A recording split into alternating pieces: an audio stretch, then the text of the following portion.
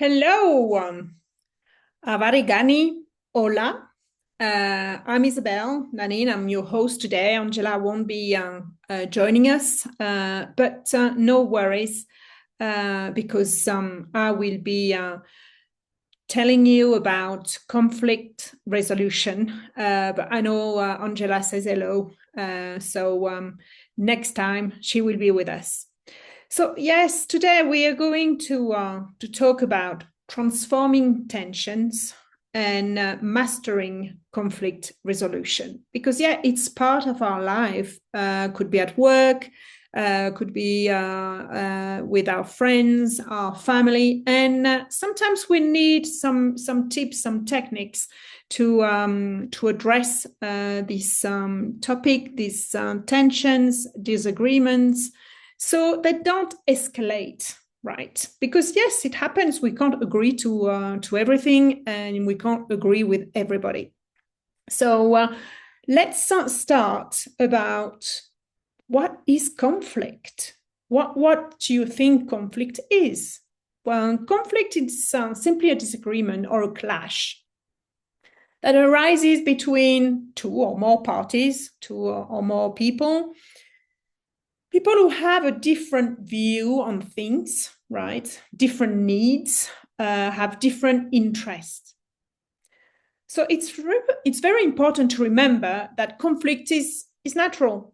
It's part of life. If you interact with people, you might bump into people that don't agree with you, don't have the same views, don't have the same beliefs, and that's fine because we're all different. It's part of natural relationships.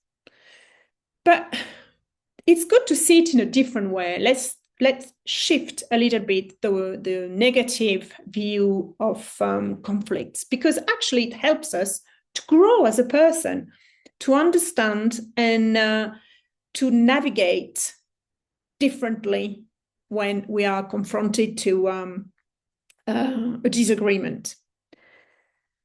Conflict can enhance relationships by fostering open communication and deeper understanding. So let's have a look at some common triggers. Because, yes, sometimes it's just like something and you know that it's going to just start a disagreement. Miscommunication. Well, yeah, if you're not clear about what you want, the other person is not psychic, and they won't understand or they won't know what you really want. So you need to be really clear in your communication. Having different values. So, yeah, people are different. We've been brought up differently. We've got different values, and that's okay to accept that others have different values, but they have to accept our values too. And sometimes that's where the disagreement starts.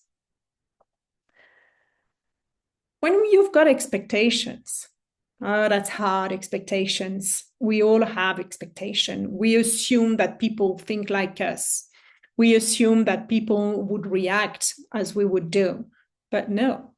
So sometimes, again, it goes with miscommunication or not communicating at all, because we expect the other person or the other people of the team when you're working and that they know what you really want.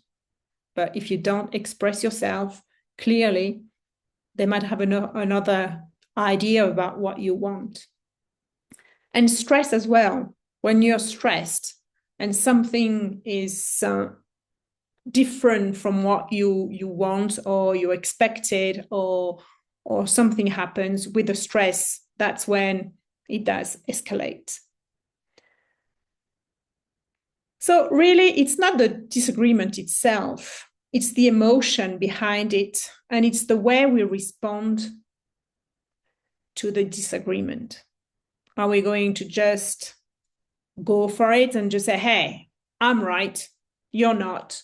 Or are we going to just stop and just assume as well that we might be wrong and we have to listen, right? So let's have a look at how to recognize the triggers. So we've been talking about miscommunication, we've been talking about different values, expectations, unmet needs. I assume that you were going to pay for the electricity bill, but yeah, you didn't tell me. So yeah, and stress. So how do you identify those triggers? Well, when you feel that emotion, just like that frustration or even anger, just pause.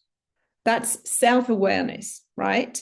Pause and try to recognize that you're not in a space where if you start jumping and talking to the other person, that might escalate. So just pause and just think, okay, what do I really want? Okay. Acknowledge the fact that the emotion is there. Breathe, right? And assess before you start talking and responding. Assess your emotions. What do I feel? Why do I feel that? Right? Is it because I don't have the same value? But if I don't have the same value, I have to accept that people are different. Or do I get that emotion because he didn't understand what I meant? But was I clear about my message? Did I convey the right message? So just breathe and pause. You don't have to react straight away to a disagreement. You can always turn around and say, hang on a second, let me think about it, right? And don't jump like a lion. So there are some communication techniques, strategies to communicate better and during a disagreement. One of the most effective one is active listening. So we were talking about self-awareness, pausing, right, breathing, assessing our emotion. Just stop as well and listen to the other person. I know we tend to want to give our opinion straight away. Well, try to refrain yourself from doing it. Just like stop and listen to the arguments of the other person. And sometimes you can ask as well to clarify, right? So you can just say, okay, can you clarify on that? Because I'm not sure. And at the end of the conversation, after listening to the other person, just say, okay, I hear, and you summarize the conversation. So at least you give the other person the chance to clarify again if your summary is not really what they think or what they said. Very important, active listening. It could be with your partner, with your kids, right?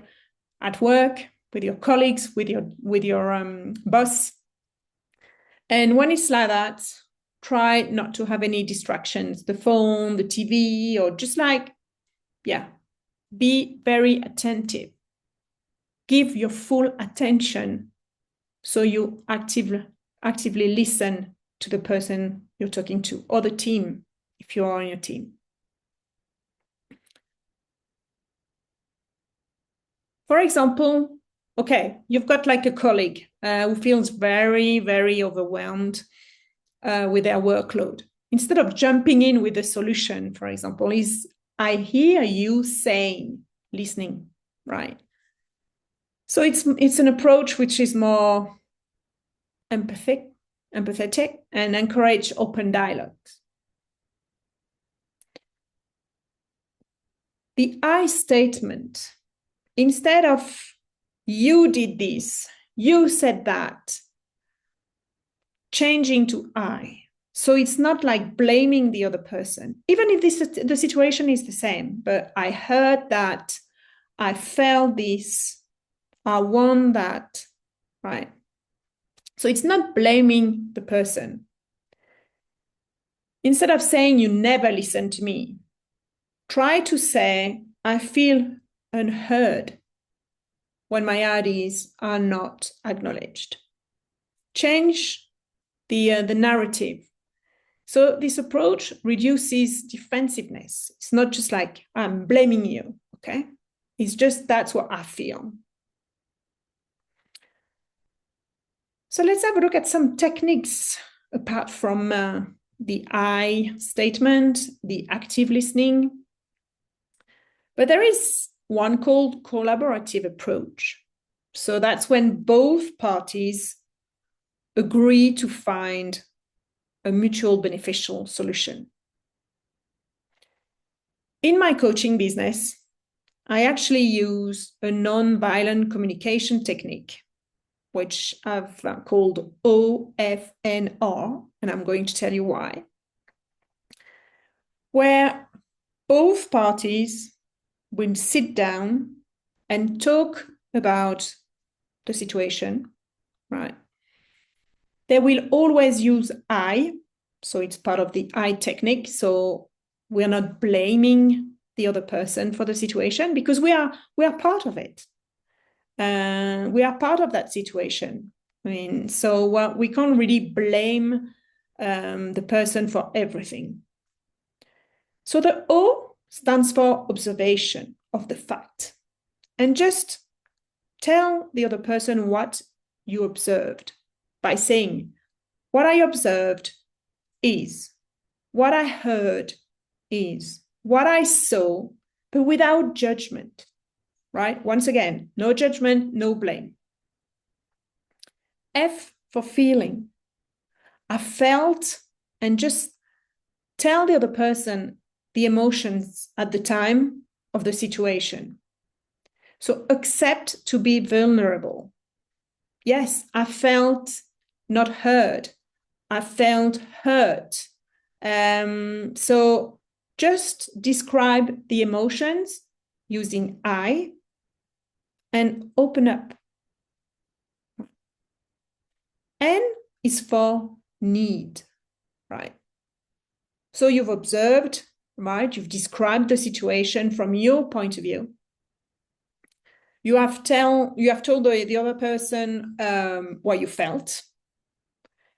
Now, tell the other person what you need.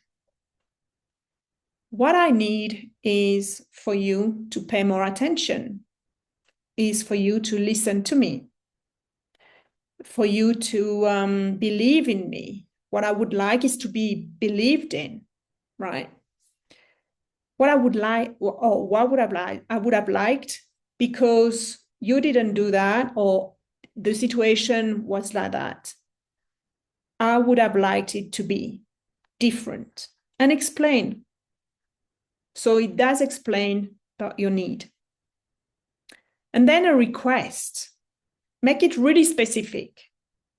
I would like now that every time we speak, you stop working, you stop using your phone, and then you give me your full attention. And I want you to acknowledge my ideas. So observe, feeling, need, and request. And that's this technique I use with my coaching business and with my coaches when they feel like there is a situation, and instead of waiting for it to escalate, I encourage them to use this technique. There is another technique which is called interest-based relational approach, which really focuses on the interest behind the position of each party. Okay, what is my interest, right? We want that situation to be resolved, right? This conflict, this disagreement. So what is my interest in that? And I'm going to give you some examples. In a personal setting, for example, a couple who struggled with household responsibilities, right? Let's see with the active listening, one of the techniques I gave you, and the I statement. They were able to communicate their feelings and establish a fair division of the task. So, and it did improve their relationship. So stopping and actively listen, then use the I statement. And then as well, we can use that nonviolent communication technique I told you. And you make me feel like that if you don't help me. So be vulnerable and then make a request. So for the collaborative approach, if you are, for example, in a team and there is a conflict, implement this technique, this collaborative approach, right? The team will brainstorm together and create a strategy that will incorporate everyone's ideas, leading to increase the team cohesion. So it's for the benefit of the team. There are some tips as well to take into consideration in communication, right? Is to maintain a calm tone. If you start screaming, if you start being very angry, it will have an effect and an impact on the person you're talking to, which will probably shout louder to be heard. So just maintain a calm tone. Avoid personal attacks. You did this. Because of you, we are in that situation. No, right? Just take a step back and just have a look, observe, and use the I, right? And I felt this. Don't blame the blame culture or blame way of dealing with the conversation will lead to nowhere. So you really, really need to think about, okay, I'm not going to attack, but I'm just going to tell them how I felt. And then be vulnerable and just say, okay, I don't want that anymore. So how can we find a compromise, or can you meet me halfway? Just try to find a solution. But if you don't communicate, it won't happen. And express appreciation for the other person's perspective, if you can. Sometimes it's difficult because we've got our own beliefs, our own values, and sometimes it's difficult. But there is one thing I really like in English is this sentence which says, I agree to disagree. So I agree to disagree with you, but I respect you. So let's find a solution. And that's something I really use as well in training teams. And so because it's just like, okay, we agree to disagree. That's like a topic we might not want to address straight away, but we do it with respect. And it's a way to communicate, and so it's not going to escalate. And then later on, you can go back to it. Everybody is calm and just say, okay, let's find a solution. So to go back to conflicts, really, just see it as a springboard to grow. It's disagreement, but it's essential. It's an essential skill, right? So you can lead a stronger relationship. You will never, ever find everybody who agrees with you. They will definitely, or you will find people who don't agree with you, and that's fine, because it will help you to put yourself in their shoes, see it from a different perspective, maybe something you had never thought about, and it's a way as well to improve as a person and grow. So remember that conflict is not the enemy. It's how you handle it that makes the difference. And what makes really the difference is the emotion. So how are you going to deal with the emotion first, and then be able to deal with the situation? For example, it happens that sometimes I receive an email and I'm not very happy with the email, and I've got the urge to just send the answer straight away. So something I do, I actually write the email, my answer, probably with a bit of frustration or anger, but I don't send it. I let it settle. And because we don't have to answer straight away. And then I go back to the email and I tone it down. And then I send it. That's my way as well to just assess my emotions, deal with my emotions, don't be caught in my emotion, and then I send the response or the email.